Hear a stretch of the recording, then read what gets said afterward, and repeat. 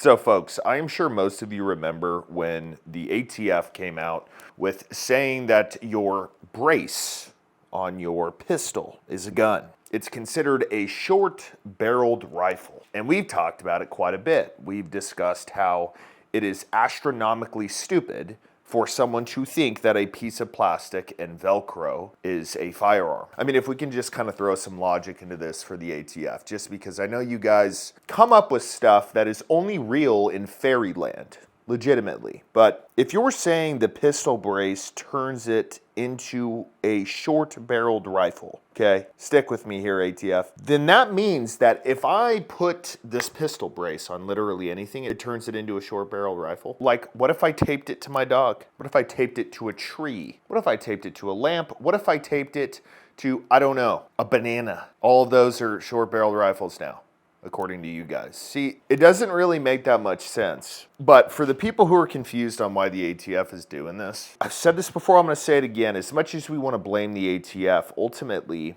Congress is to blame for this because they have deemed that shorter barreled rifles under 16 inches, right? So if it's 15, you're fucked. But if it's 16, yeah, I mean, you're not dangerous, sure. But they've deemed that if it's under 16 inches, it's more dangerous. That's just false. If you wanted to be accurate and say it's not more dangerous, but it's more concealable, like if an inch or 2 inches is more concealable, I can tell you right now, it's going to be very difficult for someone to conceal carry a rifle, whether it's a 12-inch barrel, a 10-inch barrel, or a 16-inch barrel. You're going to have to go to the same lengths to conceal all of those, whether you wear super loose pants and just throw it down the side. But those kinds of inches, 2 inches, 4 inches, does it really matter? Like, this is just making administrative laws to make administrative laws. And that's what we hate about the ATF. Go after legitimate criminals who took their gun and shot someone in the head. But if you're just going after somebody who's like, yeah, I'd like to participate in my Second Amendment that says shall not be infringed, and I would like to get a rifle under 16 inches, how is that more dangerous? It's just kind of stupid. So does anybody wonder whatever happened to Chuck Norris? I recently saw a video he made and I was legitimately impressed. He's in his 80s. He's staying active and somehow working out like crazy. He says that he's stronger than ever, has tons of energy to play with his grandkids, and he says he's done it by making one change. He made a video that explains everything. Make sure you go watch it once you're done watching this video. There's going to be a link below the video. It's truly amazing what he's done in terms of how to stay fit at that old of an age and continue to have tons of energy. So finish this video up, then go down to the link below the video. Watch Chuck. It's truly fascinating. Why don't we go into what they said? Because my God, it's just about as stupid as you can imagine. So the ATF sent an email to one of Gun Owners of America's members. By the way, we support GOA here 100%. They do amazing work. I met a guy by the name of Monty at the Attorneys on Retainer conference. A hell of a dude. Had a great conversation with him, and I just want everybody to know. Y'all should go support them. But anyways, they sent an email to one of their members, and this is what it says. Dear ATF, I recently purchased a CZ Scorpion Mini Plus pistol and considering installing a brace. However, I encountered conflicting information regarding whether this modification would require the firearm to be registered as an SBR. Could you please provide clarification on the applicable regulations? Maybe the email should have wrote, fuck your regulations. You are not a lawmaking entity. And this is what the ATF responded with, and this is just the goofiest crap ever. Thank you for your recent inquiry. Federal law requires a pistol with an attached stabilizing brace or stock be registered as a short-barreled rifle. Really? Where does it say that? Show me the law, please.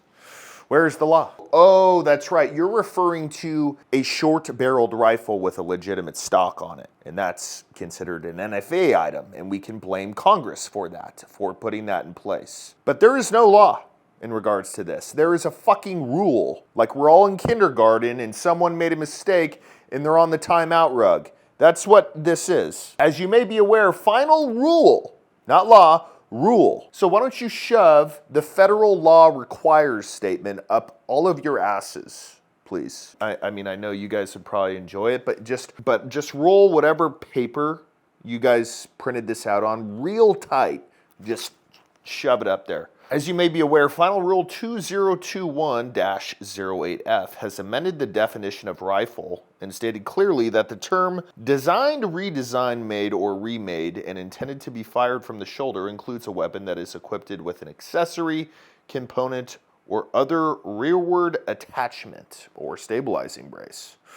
Okay, well, if we look at what the stabilizing brace was designed for, it was designed for people who could not shoulder a rifle. It was designed to attach here to where it's not on your shoulder. Here's where this gets stupid. The ATF goes, well, people aren't using it that way. People are shouldering the gun. Okay, how do you verify that? Like pictures through social media or what? How do you know if someone is legitimately using it to fire from their shoulder instead of here? I mean, this is the stupidest thing you could ever hear. It's kind of like saying, well, you know, they sell hand sanitizer and it's meant to be used to sanitize your hands. But who knows? If somebody's a big enough alcoholic and they ran out of liquor, they could probably drink it. But do you have control over that? Does whoever makes hand sanitizer have control over that? No. So you're trying to play God here with this rule. You're trying to say, well, it's designed to do one thing, but we don't trust people. We have no trust in our citizens, even though gun control and gun violence is a non-issue. So we're going to make this rule.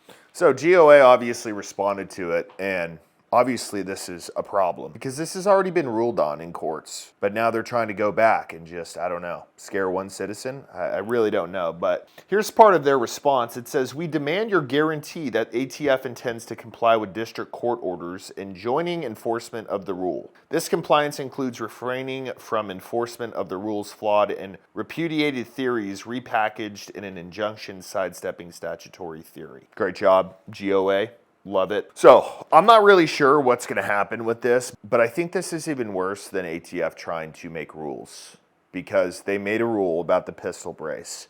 It got overturned, and then when they get a random email from one person, they say it's federal law that you can't do this. I don't know. It's just very odd to me. It's like, what motivation does the ATF have to do this? What motivation? Your stats already suck. Crime rates are through the roof, and people loot, steal, and screw people over every chance that they get. People being violent and using guns is something that will forever be a problem unless you arm more citizens. Or you just let the gangs figure it out in the big cities. But gun control and violence with guns is a fantasy. It's a fantasy, the ATF. I mean, people watch news stories and they say, oh man, there was another school shooting. We've got a gun problem in America. What is your personal experience with it? When you've walked out into public your entire life, have you ever been in a situation that involved a gun? I have been in one my entire life. Now, I'm not the oldest person in the world, but it was me who had to pull the gun, and it was on my property. So it wasn't even in public. Most people will never even see a gun pulled in public unless it's a cop. But then again, you probably won't even see that. So stop believing the media. Stop believing this stuff because it's not an issue.